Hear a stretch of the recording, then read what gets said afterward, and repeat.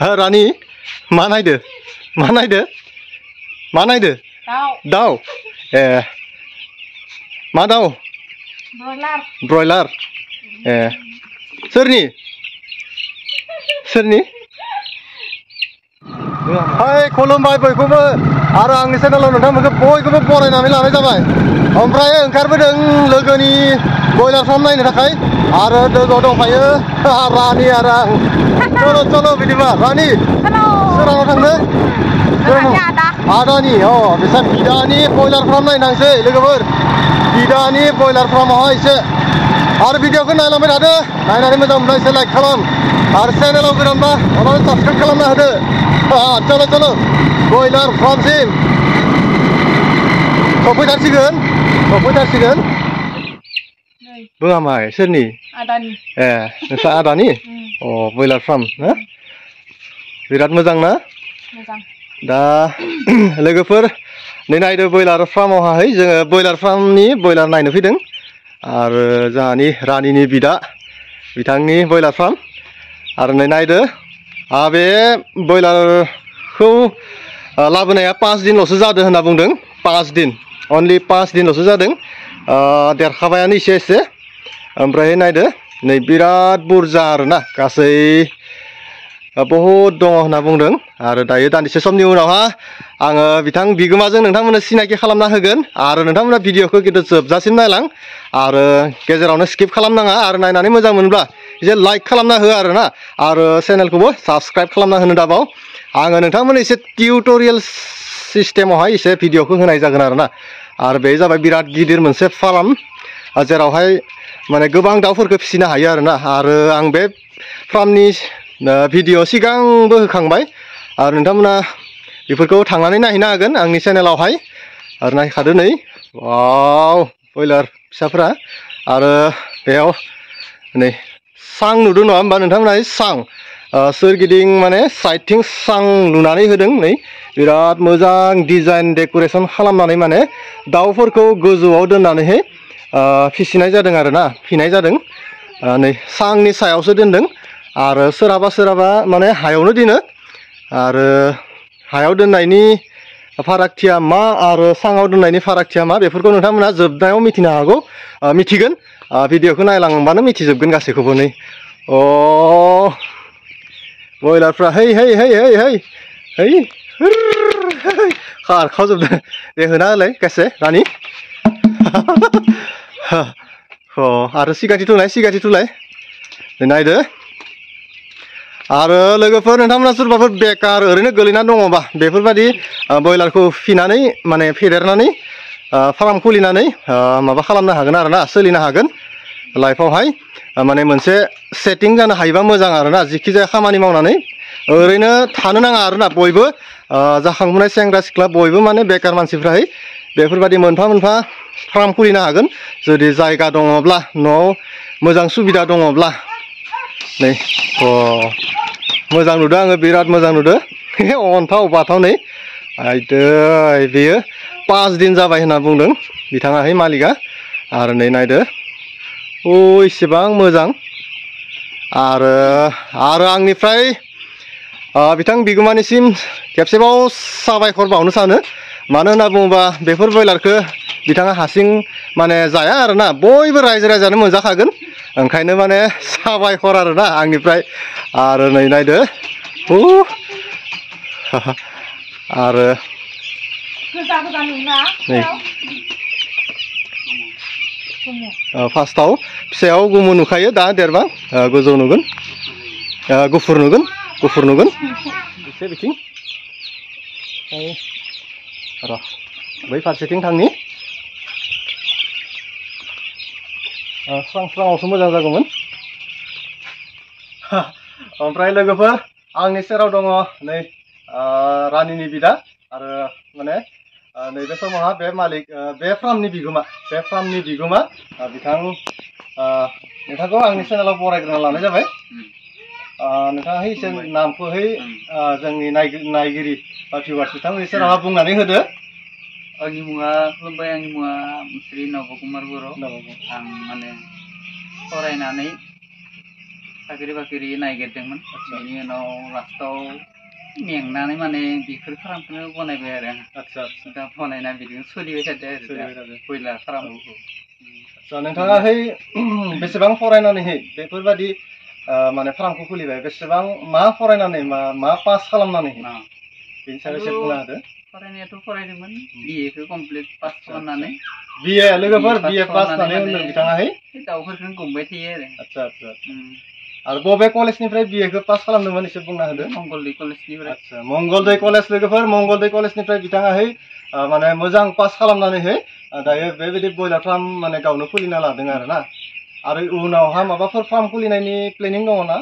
दङ दंनाया बहुत दंबावो रांजों जुजिनो हायाखै गोबां दङ लकेल दाउफोरनि फार्म खुलिबावगोन नामा बिदि खुलिगोन सानदों अमाफोरनिबो अमा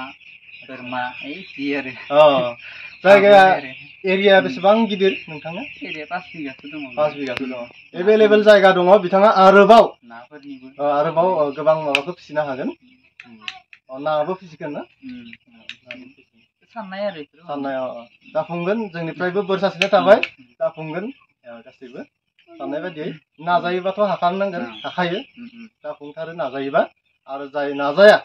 नाजायाबासो माने जाफुंथारा आरोना बेबायदि आरो नोंथांनावहा जोङो नुनो मोनदों माने आङो नुनो मोनदों माने गासैबो माने जाफुंनाय बायदि मोनदों नाजानायबो दङ नोंथांनावहाय आंनिफ्राय बेखौ गोग्गाना बुंनाय जाबाय दायो बे फार्मावहा बेसेबां ब्रयलार दङ दा 1500 प्लास दङ आदसा 1500 प्लास ओमफ्राय मिसफोर जायोना बिनि गेजेराव थैनाय माबानाय मासे मानै बिदि थैलांबाय थायो बेखौ 50टा 100नि गेजेराव थैयो लांनायसिम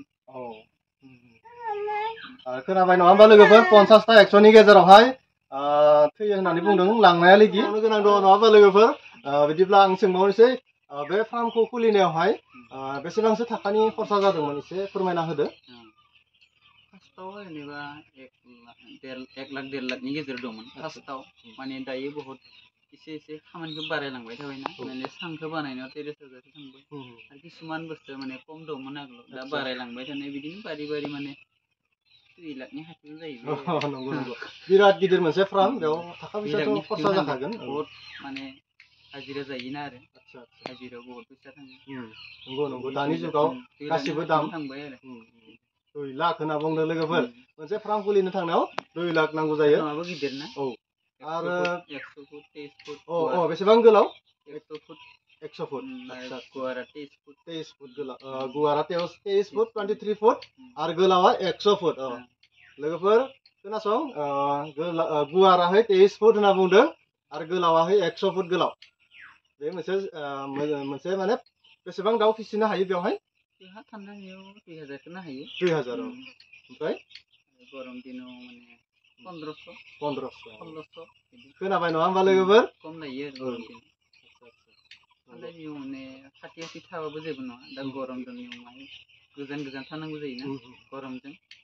खाथि थाबा थैयो दाउ ओंखायनो खम लायो आरो थान्दा दिनाव एसे बांसिन फिसिनो हायो गरम दिनाव एसे खम फिसिनो हायो जों बेखौ मिथिबाय आरो बिदिब्ला नोंथांखौ आंनि चेनेलनि जानानै आंनिफ्राय माने जोबोद साबायखर बावनाय जाबाय आरोना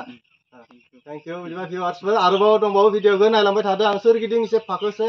माने दिन्थिबावगोन नायलांबाय थादो ओमफ्राय बेयो मामोन बेयो जुजाय गुन्दै ना जुजाय जुजाय लोगोफोर नै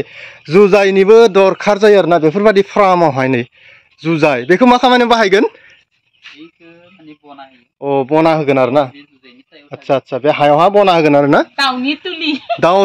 तुलि आरोना लेब तुलि ओमफ्राय आरो बिथिं माबाफोर दंबावो ना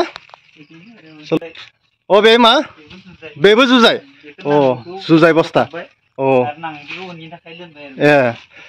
बेसेबां लायो दामा बेसेबां बेनि बस्थासेयाव 140 140 पेकेटसेयावहा नै लोगोफोर बेफोरबायदि जुजायनि गोनांथि जायो आरोबाव थुदो सिगांथिं ओमफ्रायहाय बेवहा मानो दाउ दोनाखै बिदिबा देरबा एसे बारायलांबाय थागोन देरबा दोनगोन आरोना नै बेफोराव दोनथ'वाखै दायो मोनसे माबायावनो दोनदो मोनसे सांआवनो दोनदो गासै 1500टा दाउ दङ होनना बुंदों बेवहाय नै लोगोफोर नायदो 1500 दाउनि मोनसे फार्म खारखावजोब्बायना एसे अन्थावथाव आयौ आयौ बिराद मोजां नुयो आं दाउफोरखो सोल' सिगांथिं आरो बे गोजा गोजा नुनाया मामोन बे दैनि ना आदारनि दानानि अ बेयाव बे गुफुरा बेलेग ना गुफुरा दै आदसा आदसा गोजाया दानानि अ दानानि नायदो नायना लाखादो लोगोफोर आरो आवगायदो अ बे मा सापर दाना औ चल' चल' सिगांथिं आरो नायदो दा एसे खस्थ'आ खम जायोना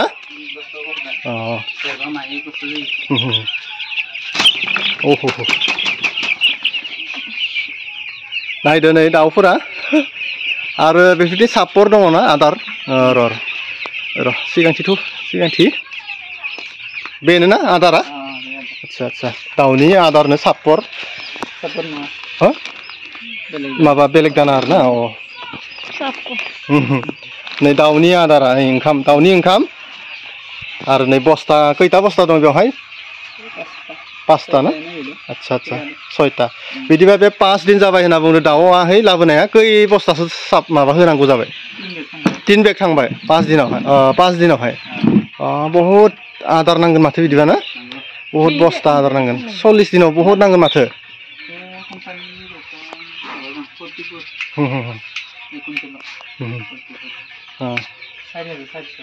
आदसा आदसा आदसा नायखादो ब्रयलार माबा फिसिनायनि सोमोन्दै नोंथांमोना मिथिबाय नैबे फार्मनि सोमोन्दै बेसेबां गुवार बेसेबां गोलाव खैदिन जाबाय खै बोसोर जाबाय माब्ला खुलिनायमोन माब्ला खुलियामोन बेफोरखौ गासैखौबो मिथिजोब्बाय आरो बेनि थाखायनो माने उनावबो आङो आरोबाव टिउटरियेल भिडिअ होनाय जागोन आरो ना ब्रयलारखौ माबायदि माबा खालामनांगौ जोथोन लानांगौ बेनि सायावहाय बिदिबा दिनैनि ब्लगखौ एसेयावनो फोजोबनाय जाबाय गोजोन्थों